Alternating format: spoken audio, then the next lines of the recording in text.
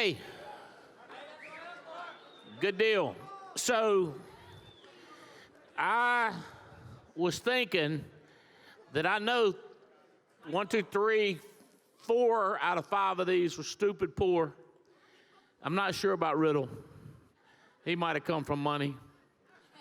And I know he had a good job. And none of the other of us were making $200,000. None of us had real decent jobs that I know of. Riddle, were you broke when you got started doing this, or were you kind of had some money because of that job? I had some money. Yeah. All right, great. Well, so if you have some money, you and Riddle can relate. So tell them why you had money. Like, did your family have money? I know you had a great job with somebody, some investment company. We didn't have money growing up. I mean, we weren't like roughing it, but we were just in the middle, kind of. Once I went to college, I graduated and didn't know what I wanted to do. I have a degree in professional sports management. I've only done an internship with the Jacksonville Lizard Kings, and they didn't even pay me. That's how much I used my degree, and then the Lizard Kings were a great team. They're right up there with the Red Wings. What sport was that? Hockey. I was selling season tickets to minor league hockey in the summer in Florida. So, yeah. Free air conditioning? For free, because it was a college internship. So I was basically paying them to work there. So after I realized that degree wasn't going to work out after 4 years of school, I applied at Merrill Lynch in Jacksonville. They have a big office there, and I worked in a call center. Very entry level. I was making $23,000 a year, a big upgrade from the Lizard Kings. And once I got in corporate America, I didn't know what I was doing. It was like my first real job. And I was just trying to figure out, I was like, what do you do now? What do you do here? And I just started paying attention to where people would get promoted and they'd be good at certain things. So I would start figuring out the system of, if I do good at this, that person got promoted, so I'll just win this report. And then when I got promoted there, I got promoted again and again and again. And I had figured out how to get promoted. I didn't know how to do anything.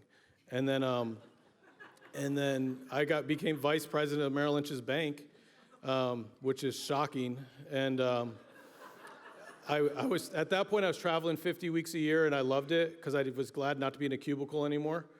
And loved my job. I was making just over $200,000 a year.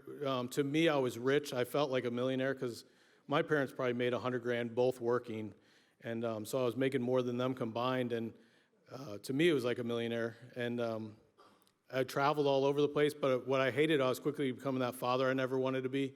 I'd take the last flight home Friday night, see my kids Saturday morning, and then Sunday afternoon, I'd be flying someplace else and spending the week there and repeat. So when I found the Alliance, it was really just, I wanted my life back. It wasn't about money. It was just, I remember telling somebody, I was like, I'd give all the cars back, the house back, all that, just to have some time with my kids. And I know that wouldn't have lasted a long time either. I would have got bored with that. But it's like, I like the combination of a lot of money and freedom. So, but at that time in my life, I didn't know that existed. It was either broke and have a lot of time or be rich and have no time. That's all I thought there was. So when I saw this, I was like, hey, if it's half true, it's better than what I got, you know? So that's what I saw, and that's what I liked. And so when I left Merrill Lynch, I had some money because I wasn't I wouldn't say I was rich, but I wasn't broke. I had money in the bank, and I used a lot of that to get going. And then it goes faster than you expect it to when you don't have it coming in as fast. So there was parts where it got tight, where it was struggling, but then it picked up really quick. Yeah, because you quit your job pretty quick. You walked away from. Well, I got my insurance license in June of 2007, and at that point, when I was up here earlier, we were talking about Mark's office. I did not see this as a career path then. I was just like, hey, this is a good way to quit my job and make a little bit of money until I find another job. Because really what the Alliance was to me was Mark's office. It wasn't bigger than that. And then You said Mark Womack's office. yeah, and I'm telling you, it looked like a war zone in there. He had pictures like placed on different spots of the wall, and you just thought like, why didn't he line them all up evenly?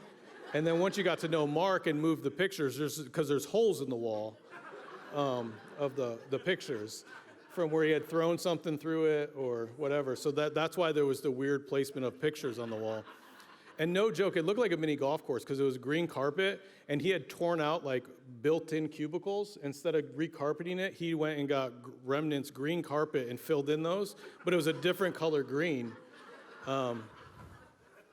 So that was my Alliance introduction. So I was not really fired up to building a career. But then he convinced me to come to my first conference, and I'm like, crap, this is actually a real company. It's not Mark's office. You know, This guy Womack, I mean, I hope he comes back, so I don't want to say anything too bad. But I called him an idiosyncratic. He's like an idiot, but a genius. And he had those wart things on his hands.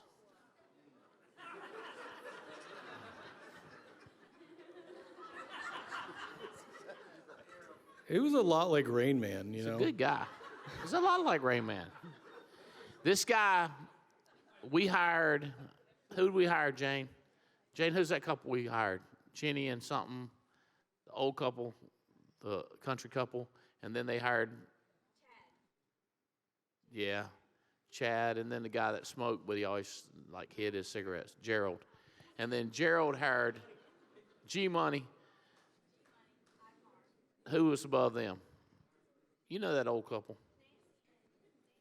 Nancy Turlington and the other couple. Huh? Yeah, Kevin and Jennifer. And they eventually hired G-Man, who hired Womack. And Womack, when I called him, I said, Womack, we're getting in the insurance business. He does his hands like this.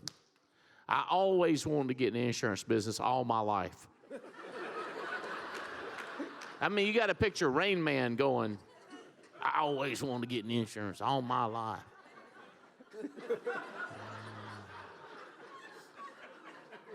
He did. Yeah. And then, like, when he got in Amway with me, I said, there's a convention this weekend. He'd be all right, I'll be there. And then he quit his job. He was a CNC programmer guy, so he'd get a job and get another job, and his jobs was getting further and further away from his home. Because first you get a job real close to home. Y'all don't know a CNC program. It's a real good job. It's like a machine and tool guy. He told me this story when he was around, but because he came from Dave Thomas through Amway. Yes. He told me the way he met David was dating a girl, which David dates a lot of girls, and then He's a magnet. yeah, he is. And then David's got a list of names from his girlfriend, and on the list was her brother, a guy named Mike. So when he hired Mike, he had a list of names from Mike. Well, what David didn't know about Mike was the local drug dealer in that town. And the list he gave him was his clients. And Mark was on that list. And the way David told me it went down was he called Mark to hire him in Amway, but he goes, hey, Dave, hey, Mark, you don't know me, my name's David, but we have a mutual friend, Mike. You know Mike, right? And he said, yes, I know Mike. He's like, hey, me and Mike are going into business together, and we're looking for someone to make some extra money on the side, and he thought that might be you. Does that sound like you?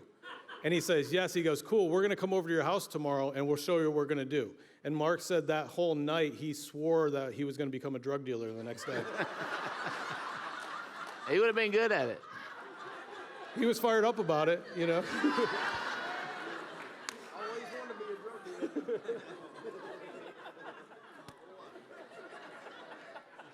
Yeah, not a little bit of an exaggeration. I mean, right on track, and it goes on and on and on and on and on and on and on and on. On and on and on and on and on. 6 figures, 6-figure income right out of the gate, immediately.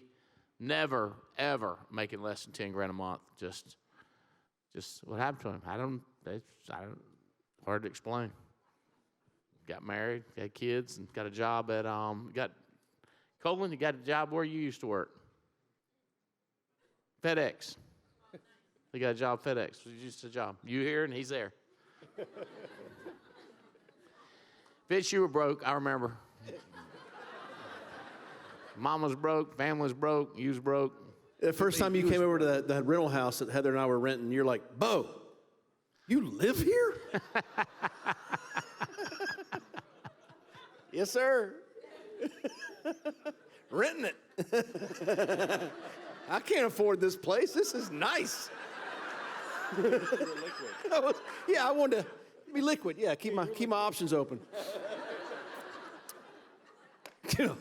That place was little, and the paint was coming off of it. It was like 600 or 700 square feet, but that included a breezeway to a single-car garage that was also part of the total square footage of the house. All that said and done was about 600 or 700 square feet. Paint was coming off of that thing. It was bad. It was bad. But Heather was the major breadwinner. With a college degree, she was making $22,000 a year. Yeah. Right in the bank. David, you's broke. Yes, sir, that's true as well. It was more fun when I was making fun of Fitz. If we go back to that, that's more fun. When you answered a newspaper ad and you got invited to drive to my house, you didn't know if your tires would make it. Yeah, so when I talked to you, you were like, can you come down today? And I was like, no, I got appointments. I got to make some sales. Because if I don't make these sales, my tiny gypsy wife's going to murder me. You said you were going to murder me. It's a safe place. I can, yeah. Mike told me to heal here tonight, so I'm going to heal. But I was like, man, I can't. I really need these appointments. And you're like, okay, can you come in the morning? I was like, oh, I didn't know there was a second part to the question. And so I drove down, and like, have you ever been so poor that like you base your tires on their feel? Oh, yeah. Like if you pet your tires and they bite, because you get the wire coming out, right? And so, yeah, it's coming at you. And so I'm driving to Burlington, and I'm just going, dear God, don't let it rain. Because if it rains and your tires are that bald, they're basically just rudders. At that point, you're just steering the good ship home. And I still remember driving down there going, man, I just hope to God this, because when I talked to you on the phone, it was different, because I was answering every insurance ad, right? Which is a good recruiting tip, because everybody you're talking to is likely talking to an insurance recruiting, opportunity, but you sounded different. And didn't the guy that hired me, did Mike actually talk to you the same day? Yes. Yeah. He talked to me the day before, and I talked to him for about.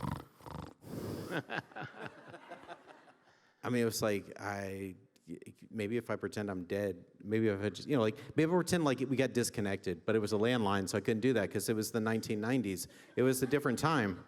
I was like, this guy is so boring. I mean, it's like watching paint dry on the wall, talking to him. I was like, but when I talked to you, it was different. And no offense to paint drying on walls. If there's any paint drying around, I don't want to offend paint. But it was different. So I was like, I got to at least see about this. And that's why I was willing to just be like, yeah, man, all right, I'll be there. And the instructions you gave me were like the instructions you would give someone that you were trying to murder. Like, drive all the way the heck out in the country, make a left at this stop sign, don't stop until you see dogs. I'm like,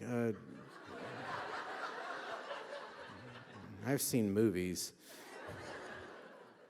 But it was just something different. And I still remember driving back, even though there was a storm approaching my tires, just going, man, if he's for real, this could be that thing that changes our life forever.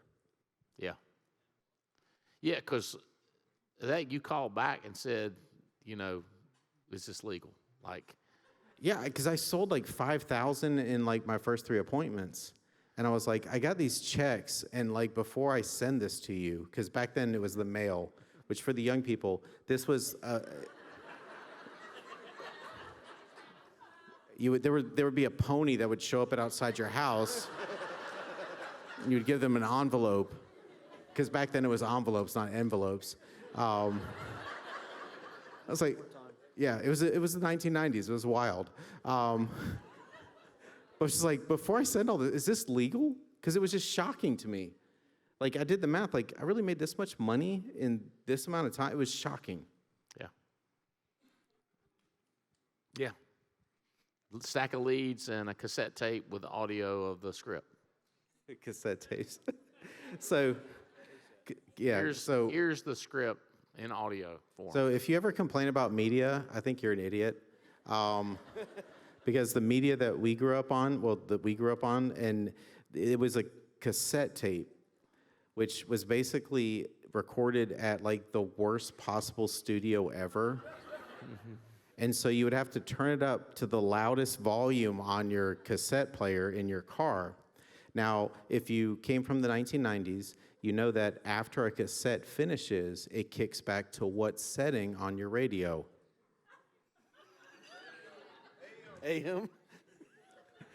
And when you have the cassette at the loudest possible volume, because it's so poorly recorded, and then it kicks back to Sports AM, 1350 on the AM. It's like, give you a stroke. I had to take Coumadin for. Actually, I can't get simplified issue because of what I had to take after that. Transamerica issued me earlier, so we're good.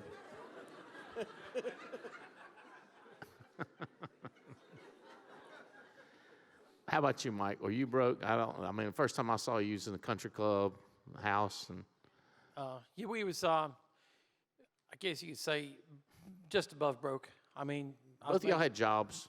Well, Noelle pretended to have a job. Like, she was commission only doing recruiting. And so I would get home from work, and I'm like, hey, what'd you do today? She said, well, we went to lunch. I said, what'd you do after that? Oh, we saw the latest Mission Impossible movie. They said, how? Well, because Patrick and Alex, they just decided they didn't want to go back to the office. And I think it was around that time that, like, Alex, like, after you had called Alex and said, hey, we looking to grow, Alex, like, I think Noelle's looking because she ain't making no money here. And so, but, you know, we weren't, you know, we probably were out of credit card debt, or we just had a little bit. We still had some student loans. I was making $65,000, $70,000 doing my engineering thing. We were renting a house from friends of ours, and it was, you know, just, hey, it was a decent deal. It had issues. I mean, it had one day I walked in to take a shower, and I looked at the bottom of the shower, and I saw corn.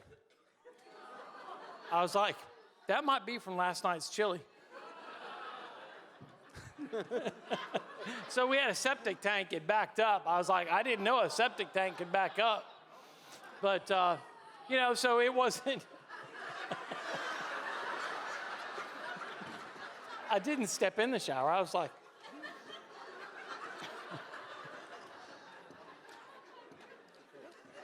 But, you know, it's like, so we were getting by. You know, we were doing all right. We weren't fooling ourselves.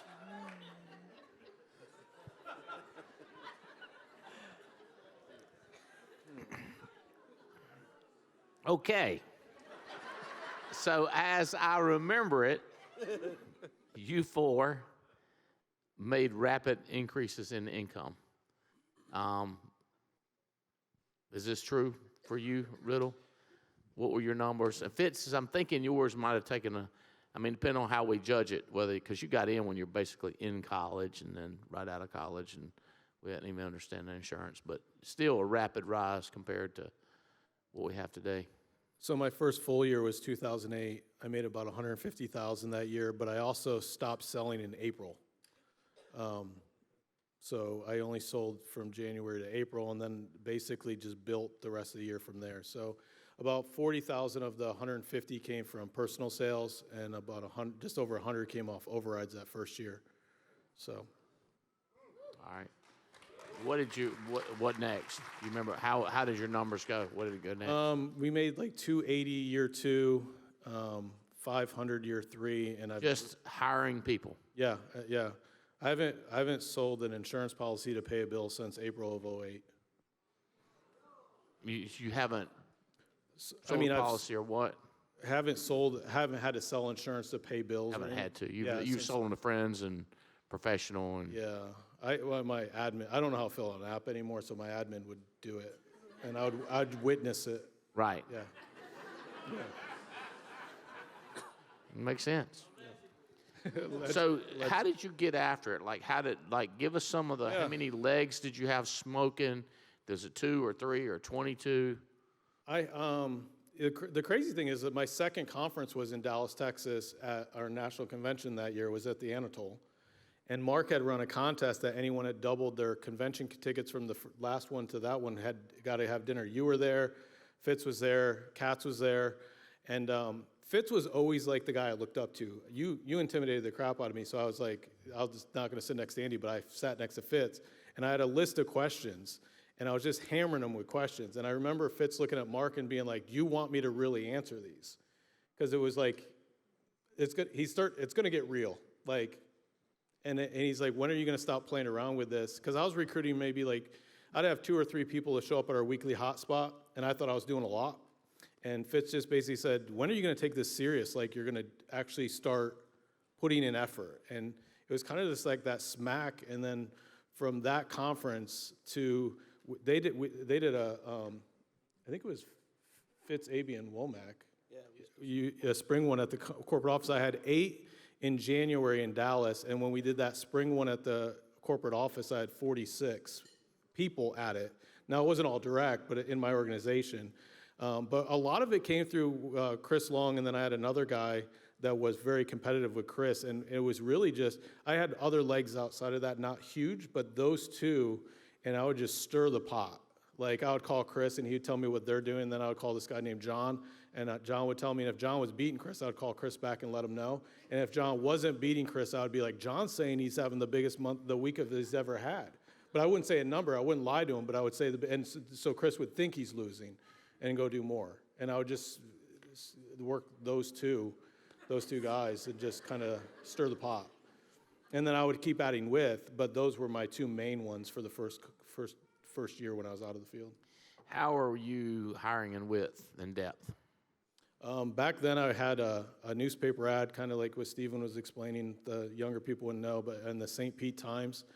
That was my newspaper of choice. And then we had a Monster where you could do kind of like where you could just cold call people off that. And I was recruiting in Tampa. That was where my organization was building at. I was building it at, and so back then, before if you had a hot spot, you created it. Like, so I would rent a hotel. I would run appointments in Tampa. I'd book my day up. I'd go down there on Wednesday, run appointments all day Wednesday, and then I'd get the cheapest hotel room. I'd stay at the Red Roof Inn in Brandon, Florida, because it's the only one I could afford. But I would do my hot spot at a much nicer place. It's called the Wingate Hotel. I didn't have enough money to stay there. Wingates are high end. Yeah, they're high. So I would my admins would just call through those Monster ads, and if say Fitz was a resume on Monster, he'd be like, "Hey Fitz, we got your resume on Monster. Our hiring manager is going to be down there on Thursday doing interviews. Can you be there for a 10 a.m. interview?" And then when he says yes, then they'd call Davies and invite him to a 10 a.m. interview. And the room would hold 50 people, so we would book 100 interviews at 10 a.m. to show up. So we were just hoping half would show up, and then I would just show the plan in front of them, kind of like boiler room style. Yeah. Like, they would be like, "Why am I in a group interview?" I'd be like, "Dude, the door's shut. It ain't locked. You can get up anytime you want." And when first time I said it, I was like, "This whole room's getting up." And no one's ever gotten up. I was like, "Cool, I'm going to keep going." You know what I mean? And then my plan was, after that, whoever got in, the next week I was going to do a sales meeting at 11, and I would train on whatever they needed. For 6 consecutive weeks of driving to Tampa. And it's one of the things you told me. It's like, you got to do it for 120 days or don't do it at all. And after 6 weeks, I had 0 people come back to my sales meeting. And I was talking to 50 to 70 people a week. That's how good I was at showing the plan. But that 7th week, I had 6 people come back, and I calculated it one year. I've made like 1.6 million off those 6 people. Wow, that's crazy. Just over. So it's just like, and every time driving back during those 6 weeks when no one came back, I was like, I'm never doing this again. This doesn't work. This doesn't. And I just remembered telling you that I would do it for 120 days, and I quit every time. Every week I quit, but I was like, I told Andy, because I was terrified of you, but I told you at that dinner I'll do it for 120 days, and I was like, I can't go to him and say I quit after 3 weeks or 4 weeks. So I was like, when 120 days hits, I'm stopping this crap. You know what I mean? But, Yeah. And it worked before the 120 days happened. So Nice. Good job.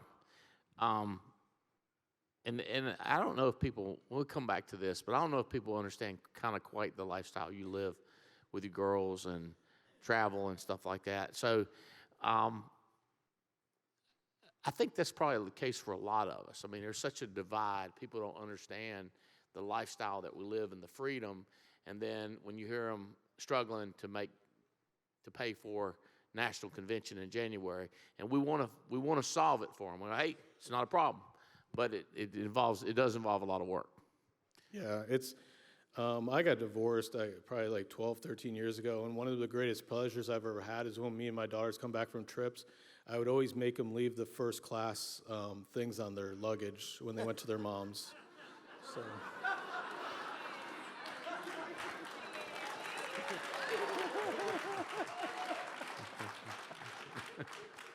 Just Good job. The little things.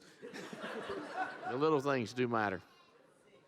Fitz, remind me, or tell these folks how it went with you, because I mean, you struggled through Amway for a while before you even got into insurance. You experienced that. Yeah, I first met you at the Best Western in Burlington. Jamie Coble, I don't know if you remember that name. We were bagging groceries at Winn-Dixie. He said, "You like making money, don't you?" I said, "Sure." So I'm working at Winn-Dixie. Hello. Invited me down to the Best Western. You were doing the Amway plan that night, and I was 17. My mother co-signed so I could join because I was under 18, and I didn't know what you were talking about. I thought you were crazy, and but I liked it. Like, I was like, I don't know what he's talking about, but look at his eyes. Like, he's going somewhere, and I just want to be there when he gets there. So yeah, so throughout college, we were doing Amway. I was selling cookware door to door. I was concrete cleaner. Got some stories about that. I was selling cleaning supplies to hotels and retirement facilities, whatever. But when There's you said no margin in those products. zero, so No margins. my first commission check, we were a year out of college, been married about the same amount of time, and my first commission check doubled my previous annual income. Yeah, I made $1,800 my first commission check. I was like, we're rich! I'm gonna go buy me a cigarette truck. Any Dave Chappelle fans? Okay. I'm rich, bitch! Okay. Hey, guys. Clickety clack. Yeah. So when after that, I learned about direct deposit. I quit getting the checks in the mail. I was like, I don't need that. I just need the money in the bank. But it wasn't 2 months after that we met with a marketing company that we were working with. This is in 1999, and they said we need somebody in Dallas to take over the world from Dallas. And Andy was like, he was going down to Florida to be near the lead generation. And Well, Womack got a place in Florida. yeah, That's how we got Jacksonville. right. His office was in Ponte Vedra, right outside of Jacksonville, and that's where he got you. So I came home and told Heather from that meeting, I was like, we're moving to Dallas. Well, she's from Gastonia, North Carolina. Right next to Gastonia is Dallas, North Carolina. And she's thinking, cool, back to close to the folks. I was like, nah, the big D. And I do mean Dallas. We're legit going there. And so at that point, she said, well, we'll pray about it. And I said, great. In the meantime, I called the Chamber of Commerce and had them send me apartment guide books and all this stuff, because the internet was just getting started. Al Gore hadn't finished his job. And so we didn't really know. So I started calling Chamber of Commerce. I started looking for a place to live. We ran some ads. I flew out to Dallas. I was 23. I flew out to Dallas. I paid 2x on a rental car because I was under 25. I was there for a week. I found a place to live and hired 14 agents my first week out there. Now, the way I hired them is slightly suspect, but I was at the Arlington Hilton in Arlington, Texas, and they had a restaurant there, and I got a table in the back corner like the Godfather. And, and these agents, I ran the ad and booked the appointments, and they would come in and are like, okay, well, tell me all about it. I was like, no, we sign contracts first. And they're like, why would I do that? I said, because it's intellectual property. I'm not just going to give it to you. Like, I was making up words. I didn't know what that meant. So some people were like, I'm not going to sign it. I said, then you can leave. And some did, but I got 14. And so then I call up Andy. I'm like, we need all the leads in Texas. And the next week, the insurance company declined 7 of those agents for their record, one way or another. But we picked up and moved to Dallas. Heather tells a story now as we're pulling in. When we drove from North Carolina to Dallas, we did not stop and spend the night in a hotel because we didn't have the money. I drove straight through. It was 18 hours. We stopped at Cracker Barrel a couple times. She loves Cracker Barrel. Still. But we got there, and she says the story that we're pulling in at 3 a.m., 4 a.m., or something like that, and she just started crying because she could see the city lights of Dallas, and she's like, oh, my God, we're really doing this. And it sucked for a few years. You came out about 6 months after I'd been there, and you said, I didn't come out to do any coaching. I came out to bring you back home. Like, this is not working. And I don't know anybody else in the room that, when you were younger and you got, really pissed off, you just started crying. Anybody else like that? I used to get in a lot of fights, which is dangerous if somebody's crying because I'm just going to swing. I don't care. I connected a lot. I got hit a lot, whatever. But I pulled myself together and went to the bathroom, came back out, and I said, no. I'm keeping it G-rated. It may have been an F-bomb in there or something about you. And I said, I'm staying. I'm planting my flag. We're going to do this. And that was all that happened before we formed the Alliance. And I built that agency up to about, we run about $80,000 a month. Heather, we were on our second awards trip, and she's like, I think if we work this together, we could smoke everybody. I said, I've been telling you that for 3 years. But second awards trip finally did it. Hawaii wasn't the trick. It was Bermuda is what really got her. And anyway, so you said we're forming the Alliance. We didn't have an insurance company. We didn't have leads to sell on. We had nothing. I was like, I'm in. I mean, why not?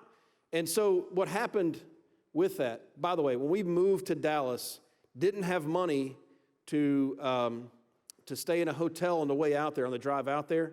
But when I got out there, I started spending $800 a week on newspaper ads to recruit. It was $400 for a Sunday ad in the Dallas Morning News, and it was $400 for a Sunday ad in the Fort Worth Star-Telegram. I ran both of those ads every week. I was running $3,200 a month in advertising to recruit. And I didn't have $50 to stay in a cheap hotel. You just make it work, right? And the Alliance started in 2002. 2003, I made $286,000.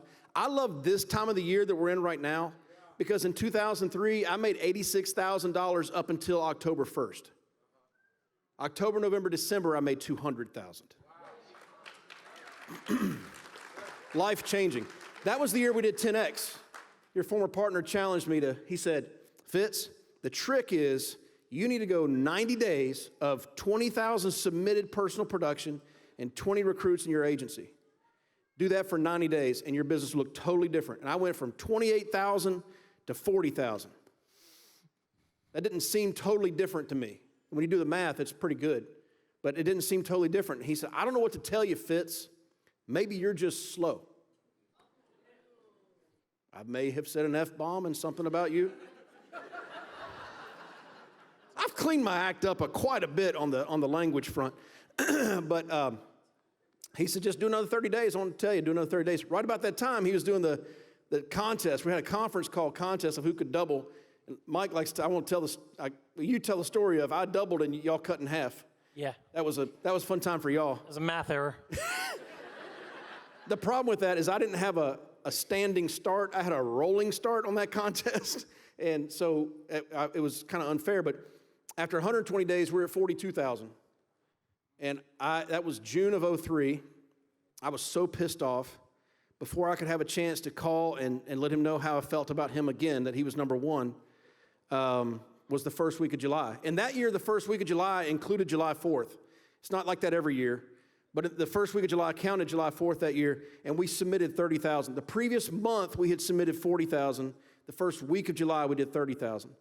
We did, July finished off at 97. August was 123,000. You introduced the new bonus, September. You had to do 75,000 to get a bonus. We did 73,000, didn't get a bonus. But we were at 200,000 by October. We 10x'd in 7 months. And we didn't look back. That year, 286. In 04, we made 597. I mentioned earlier today, in 04 was 597. 05 was 1.2 million. And we haven't made less than that since. And June of 03 was the last month I was in the field. It happened fast, but here's a real secret to it all. I remember you calling up one time, Andy, and you're like, hey, Bo, how's recruiting going? I said, man, I got 3 really good recruits this month. You're like, really good? In your vast amount of experience, you think these are really good people? Yeah, I mean, I'm 25. I know what the hell I'm doing. He said, well, so-and-so got 27. Just wanted you to know that. I said, well, yeah, but he's just recruiting a whole bunch of crap, throwing it against the wall and seeing what sticks. He said, he's also making 10 times your money. Got it. You don't find quality, you find quantity, and the quality is found there. And as soon as I wrapped my brain around that from a recruiting standpoint, it was on like Donkey Kong. And my best recruiting month was 101 agents. Now, this is not, I talked to 101 people, or I got 101 fast tracks filled out, or I got 101 people signed up for license class. I got 101 contracts that we emailed them an Adobe Acrobat file. They printed it off, filled it out, and faxed it back. 101. And how many of those people, well, Diane Lampy came from that 101. That's not true. It sounded good. It would be great. Like that would be the end of the story. I don't think any of those 101 are still around. Frankly, I'm not sure if they wrote a first app. I didn't care. Because if you recruit enough people, you're going to find somebody at some point that can figure out, you're an idiot, I'm going to go make this happen anyway. And I was just glad to keep doing the work. I'm happy to work, and I'm happy to be the dumbest person on the team. I don't care. I'm rich.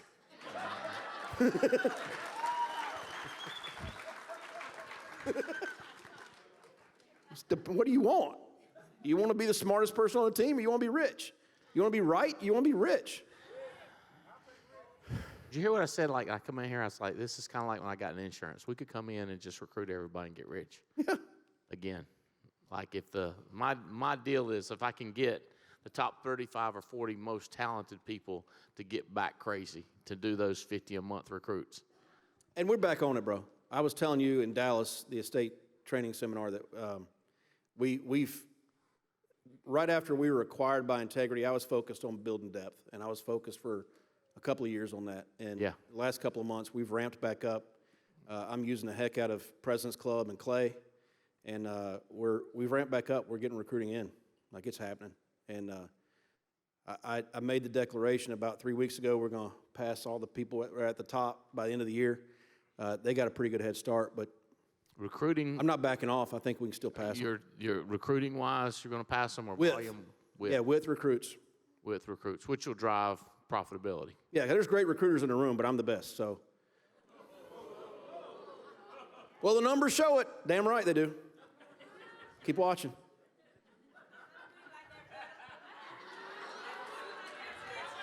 Keep watching.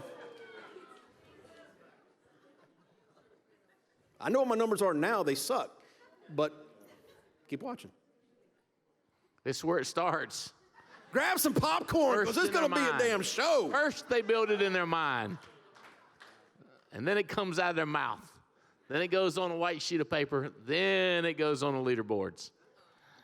I like it. I like that kind of talk. So, Leventovich, what was he talking about? Come on, skipped over to you. He was, So we're talking about I don't know. septic tank. I know the. No, not the septic tank. Me and Davies can't. I'm sorry. All right. Me and Davies can't go there again. Yeah, got it. All right. Me and Davies have moved on. The double in 90 days contest. So I remember we had done in May of 03, right at 70,000. And they came out with a double in 90 days contest and announced, hey, we were going to go, everybody's going to double their business. And Fitz took off because I think he'd done that 30 some and jumped up to 70,000 in June. And Noel and I were like, we got this. And we matched him. We halved. We went from 70 to 35. I was like, right where we want to be. No. It was humbling. I think we gotten distracted. You know, it's funny. You can think for a moment. Yeah, I got distracted. Ooh. Yeah, I see. All right. So it's funny how you can get ahead of steam thinking, oh, me and my 70,000, I can take a break. 70,000 wasn't the goal, but, you know, without people pushing you and saying, no, 70,000 ain't the goal, you ain't nothing yet. And I'm glad we got humbled quickly, because the next month we turned it on and we got to 110,000 by October of that year. But yeah, it's like, hey, yeah, I got distracted. I thought, well, I can ease off on recruiting, and you know, it was wrong. It was like, hey, no, you've got to continue setting an example until you've got multiple examples, and even then, like Fitz is saying, hey, that's something. If you're going to continue to grow and run a business, recruiting don't stop. Guess what? There's no corporation in America that stops recruiting. If you say, oh, this is just a recruiting business. Every business is a recruiting business. If it's growing, point me one that's not. Their employees are going to die, quit, or get fired. They need to replace them. And they need to replace them with people that are younger, sharper, and better.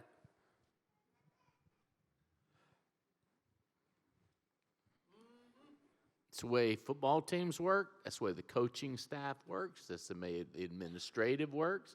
That's the way a cotton mill works. That's the way it works. People quit and they move on. That's just the way a community works. And then you see, like, one state is growing like crazy and the other states being depleted. And then something turns around and people going back to it's just change. You're in charge of you. And all you got to do is get your numbers up. $100,000, that's just 10 people selling 10 grand, 20 people selling 5. Your whole organization added up, 100 grand. It's not that big of a deal. You remember that was a big deal to get to 100,000. Now it's like, you got to be kidding me. It's like 10 people selling 10. It's not hard. One person doing 100. One person doing 100. Now, well, we have that happening now. Yeah. That's going to get crazy. So, Davies, you go back, you drive back home, you go to work. I don't remember how hard you recruited, or if you recruited in the beginning, if it was slow. Because you was one of the, I would say out of the three of us, you were one of the best sales, or stayed in sales longer. I might be. I mean, I love sales. I can't get over it. I love the game. I love it when they say, we don't do business on the first call. And I'm like, you understand, you've never met me either. With all due respect to the smack talk about wit sales, I don't think there's anybody in the room within sniffing distance of me and Abian, just from a leaderboard perspective. Okay. Let's be really clear. I'm not smack talking. Okay. I just want to make sure, because I was like, there's no bigger numbers fan. work. There's no bigger fan of Stephen Davies than Fitz. Oh. Yeah. And there's no bigger fan of Alex Abian Here we than Fitz. go. I'm rooting for you guys. I'm genuinely rooting for you. I'm not saying what you're going to do. I'm saying what I'm going to do. Oh, and that makes me feel better. Yeah. I love you. I hope you lose. It's not going to happen. I'm sorry, the question was, oh, yes. Yeah, so initially it was like, And that's when I would talk to agency managers, and I hope none of the agency managers felt offended or hurt at all, because I was like, I'm in it with you. Like, as agency managers, we got to friggin' get our act together and go ahead with like we frickin' mean it, and not this penny ante bull crap, right? So in the beginning, it was like I found magic, right? I found, what's it called when you can make gold? Alchemy. Like, I found alchemy. And so I wanted to show everybody I found alchemy. Like, I found this. Like, that feeling, that's where I'm back again. And in the beginning, that's where it was, Andy. It was like, I found alchemy. Holy crap, I just wrote $15,000 in premium in the last 2 weeks. This is alchemy. All I gotta do is show other people my alchemy, and I found it.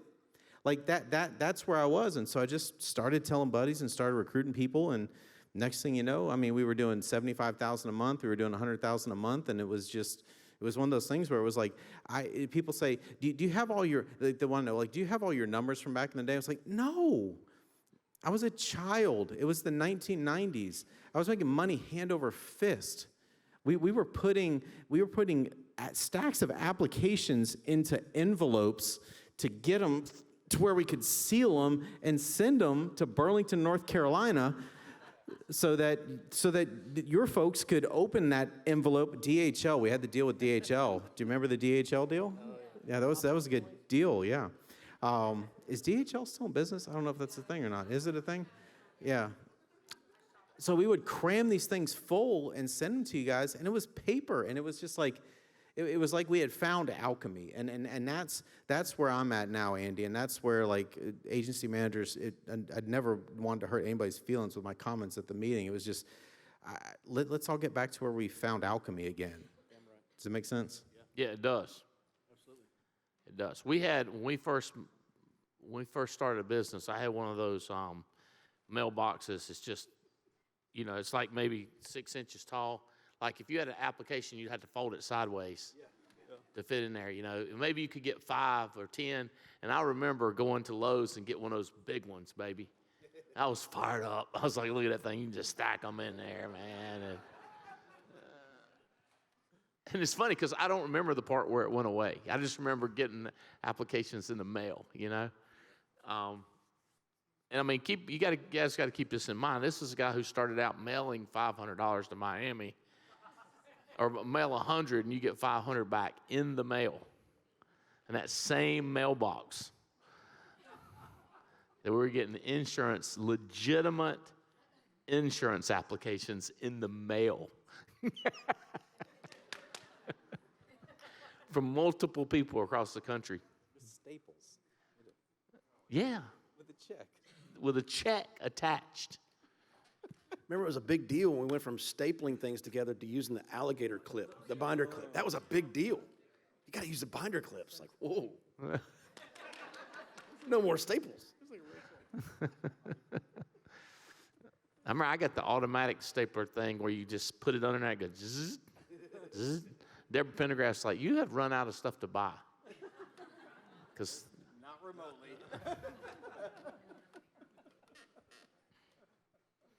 mailing out leads, counting leads, in the basement, sorting leads, all that stuff is gone. Now we have the arc. Let's just say how many hundreds of thousands of dollars that saved us. And yeah. Chargebacks that we've saved and bad business and stuff like that. If we took that amount of money and pour it into our recruiting budget, that's my deal. Or 99% of people don't remember overrides for leads. So somebody in your downline bought leads and you had an expense. Now your downline can buy $20,000 worth of leads and it'll cost you 10 cents. Before, we'd be like, wait, what do you need $20,000 worth of leads for? Now we want them to buy it. And we want to pay attention, and we want to help them succeed, but we don't have that weekly pounding of lead costs that we had. So, Career Builder was psycho. ads. Now we got LinkedIn. For us, LinkedIn is going crazy. I don't know clearly there's new people showing up from ZipRecruiter, and it's clearly we're still in the list. But what are y'all doing? What results are you getting from recruiting? We've been using the President's Club stuff with ZipRecruiter. I'm trying out a new thing starting this month that will just destroy Fitz. But, time will tell. I'm not the enemy, bro. I just find The it. business where it's at is the enemy. Well, that's the problem. It's not going to stay where it's at. There you go. That's why you're going to have a hard time catching up. I'm rooting for you. Hey, you had a 16-year run. I'll just take a 20. It's all right. It was 20 years. We'll do 40 then. But I have a service that's going to market to a bunch of different platforms that I'm going to try out in addition to the ZipRecruiter. Your numbers have already popped up, Fitz, from putting in width. Anything? Did you quit stacking? Did you more width as opposed to coaching? Well, we do. It's I don't not like- want them it's to not hear like your we weren't secret. recruiting. We were getting lists of names and driving depth and all that sort of fun stuff. It's the cold market from a PC, a President's Club standpoint. We're using ZipRecruiter. Those are going to a guy in my office, Bruno, who's been on staff for 20 years. And I just gave him a deal like, dude, whoever you hire, you're going to put in your width, and whoever I hire, I'm putting in my width. But he's mentoring them no matter what and helping them get up and going. We use ZipRecruiter. I think we have 6 or 8 cities going with ZipRecruiter. We've got a deal where we're working with a thing that we have some licensed interviews getting booked for us, and that's working well. I went to one of the Integrity Partners, CSG, and I got a list of licensed agents that they've washed, so I'm not messing anything up, but I'm doing a text campaign with that. I went through the whole compliance thing. I'm totally sure I'm compliant on what I'm doing. Don't just get a list of names and start calling it from the state of whatever. You're going to get screwed. But I'm doing that, and we're getting results with that. It's just a little bit of everything. Cast your net wide. There's some things. Remember when we were in Alaska the first time in 2004, and we went salmon fishing? Yeah. The Leventoviches were on that. Cats, Jane and Heather were not on that boat. They stayed at the spa or whatever instead of vomiting over the side. But we mostly just sat in the back of the boat and drank coffee and hot chocolate. Yeah. And then the captain would catch fish, and we'd get to reel them in and act like we did something like a hero. But I remember that day when we were fishing for salmon, he said, we got 5 different lines we're putting in the water, and today we don't really know where the salmon are.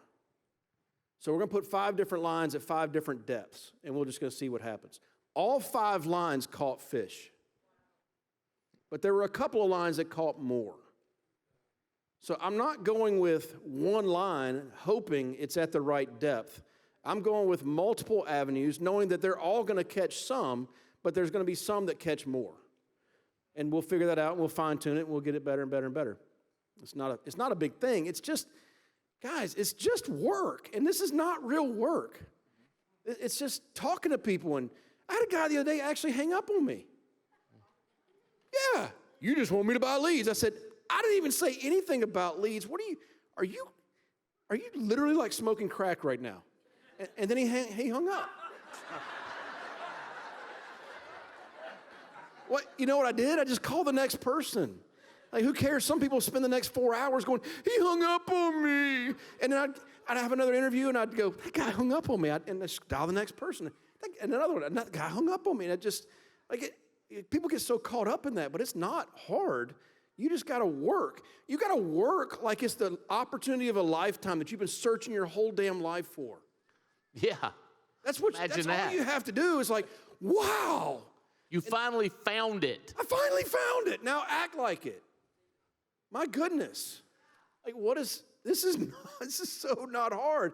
It's just work. And I think these guys, 140 recruits so far in a year, you know that's not anything good.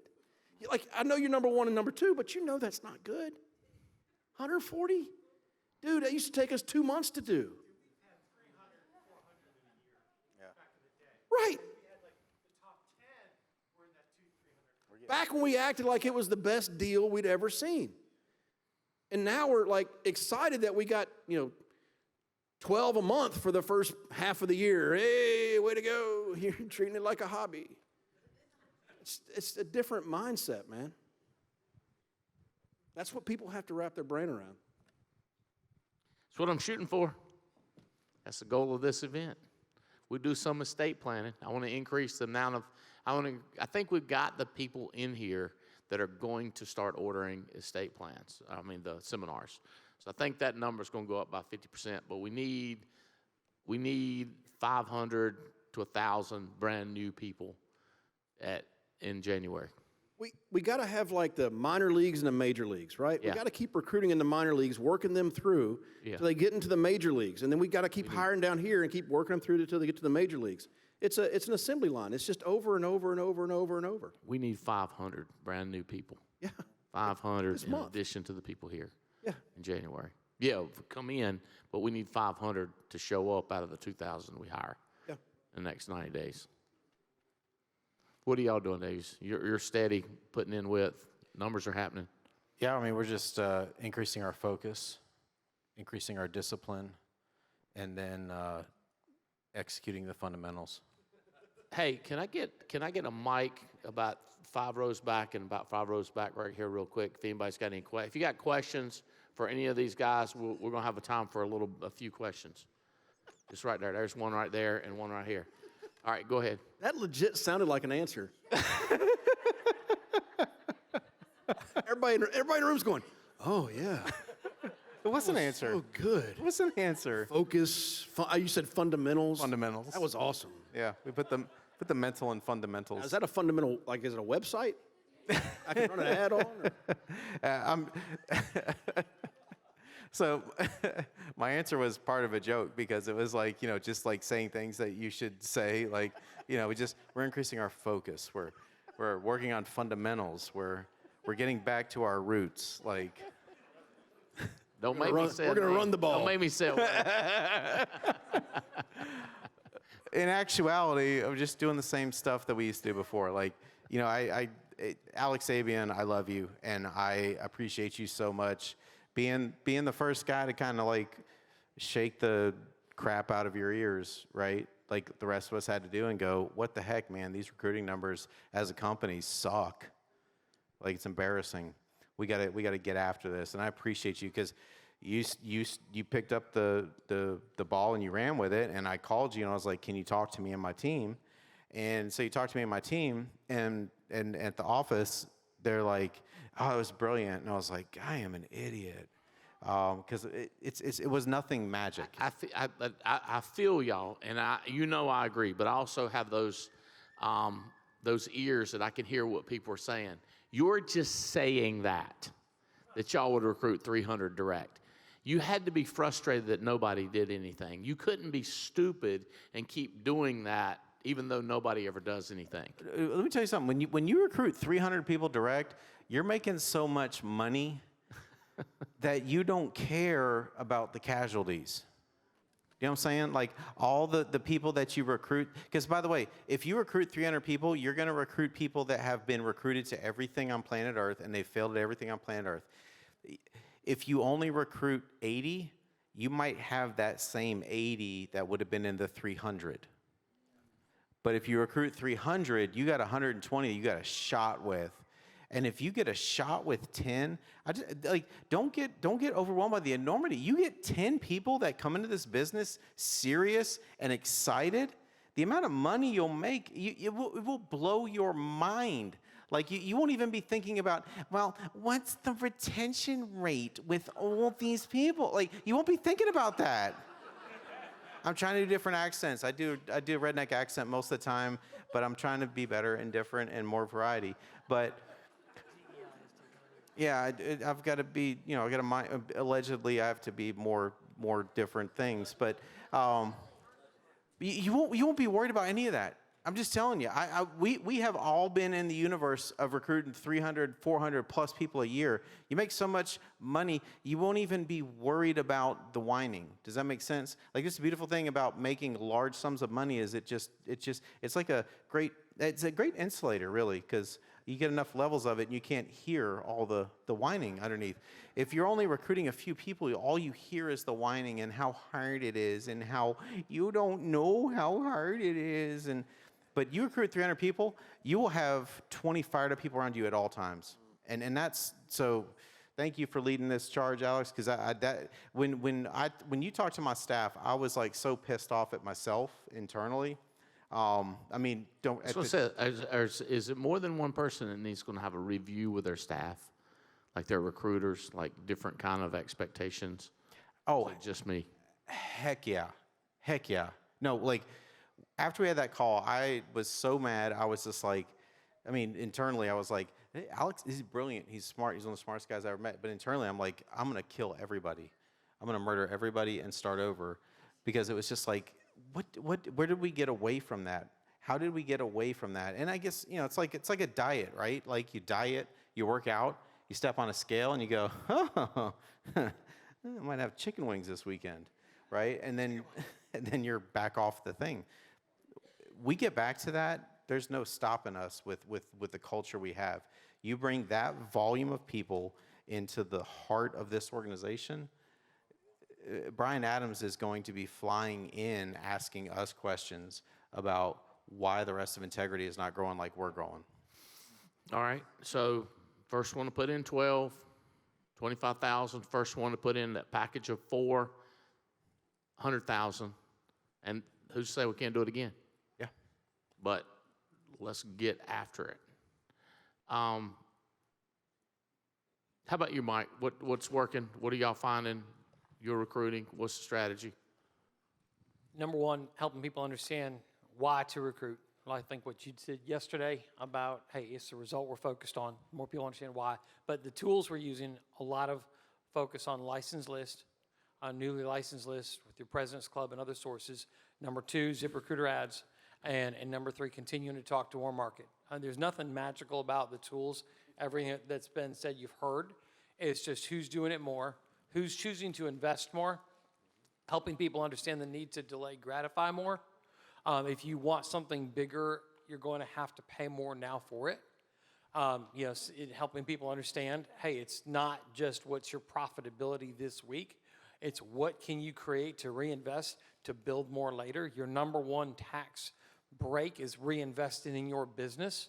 The IRS is begging you to invest more in your business. They're incentivizing you to do that. One of the best ways you can do that is whether it's through leads for selling, leads for recruiting, staff to help you travel to serve, investing in yourself and being at national conference. Recruiting is one of the big ones, and helping people show them, here's what you can do. Here are tools. Taking time to show people. Here's how we're using them. So those are the tools we're using. You have a question right there, handy? Yes, sir. Okay. If you had no friends and you were dropped into like a random city, you had no tools like ZipRecruiter, how would you recruit in warm market? Like if you had no friends, you couldn't call no one that you know, you're just dropped in this random city, how would you recruit the people around you? So write this down. Weak connections. Nobody knows nobody, right? Except maybe, well, never mind. I don't want to go down that path, but sometimes serial killers know nobody because they're usually loners. Your friend's going to eat the church. But everybody knows. It's like, think weak connections. A lot of times, no, because I'll talk to people and they're like, I don't really know anybody. It's like, bro, that's not true. I mean, unless you grew up in a cave, like you went to high school, right? You know people from high school. You've had other jobs. Like find those people. They don't think you have to know. It's not like. So there's people in this that I would love to have in this business that will never get in this business because we have flipped golf carts together. Does that make sense? Like we're too close. Whereas other people like I have a buddy named Sikorsky that brought another buddy of his into the business that led us to the Burges. Weak connections. Like everybody knows people if you have connections. So just get down, put it on paper. If the brain puts it into your, if it comes to your mind, write it down. That's the subconscious giving you suggestions. If you don't follow it, it starts solving a different problem. So everybody's got connections. Even someone that you barely know, that's a connection. That don't discount that stuff. Just talk to everybody. Just talk to everybody. My oldest son is a freshman at Texas A&M. They have like 80,000 undergrad. And I'm on the Facebook chat for the parents, and there's like these parents that are like, my kid's a freshman and hasn't made any friends. And I asked Joseph, like, who just took the Myers-Briggs test. He's a 98% extrovert. Like, he's off the charts extrovert. And I said, what's the most unexpected thing about going to college that you just didn't expect but is happening? He said, Dad, they said there were a lot of people at A&M. I didn't realize how many people there really are. And I said, yeah, and? He said, it's awesome. Like, I meet somebody new every day. I meet a bunch of new people every day. I'm meeting lots of friends. I'm going to have 80,000 friends, Dad. Like, but if you just kind of play the game like, I wish somebody would talk to me, well, you're going to wash out of college. You're going to wash out of life. Like, you just go around and just talk to everybody. Like the kid from Sixth Sense. I see dead people. Like, I just see people, so go talk to them. What do I say? You want to make some money? What are they going to say? No? Okay, next. Like, there's something like 8 billion people on the planet. The odds are you'll find 300 this year if you just keep talking. Kenny? Yes, sir. Okay, so question for any of y'all. How do y'all structure your interviews when you're going through them? Simple. I mean, I can't. My basic questions. Hey, where are you from? You know, I'm getting to know them. More interested in them, or are you more interested in telling them how good your company is? Oh, I don't tell them anything about me until I know more about them. And it's not too different than you're in home selling, hopefully.